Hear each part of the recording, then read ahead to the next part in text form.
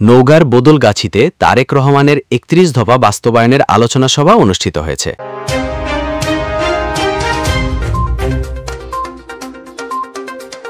অপরূপ TV online. নওগাঁর বদলগাছিতে তারেক রহমানের ৩১ দফা বাস্তবায়নের আলোচনা সভা অনুষ্ঠিত হয়েছে। মোহাম্মদ মাহবুব জামান সৈকত, নওগাঁ জেলা প্রতিনিধি, বদলগাছি উপজেলার আধাইপুর ইউনিয়নের জগন্নাথপুরে বিএনপির ভারপ্রাপ্ত চেয়ারম্যান জনাব তারেক রহমানের আগামীর নতুন বাংলাদেশ গঠনে ৩১ দফা বাস্তবায়নের লক্ষ্যে তারুণ্যের ভাবনায় বাংলাদেশ শীর্ষক আলোচনা সভায় প্রধান অতিথি হিসেবে উপস্থিত ছিলেন।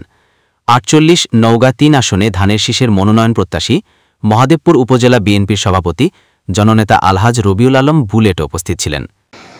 গণতান্ত্রিক অধিকার, ভোটের অধিকার, মানুষের কথা বলার অধিকার, মানুষের চলাফেরার অধিকার, রাজনীতি করার অধিকার, মানুষের এই মৌলিক অধিকারগুলো যখন স্বাভাবিক গতিতে চলে তখন সেই রাষ্ট্র হয় গণতান্ত্রিক।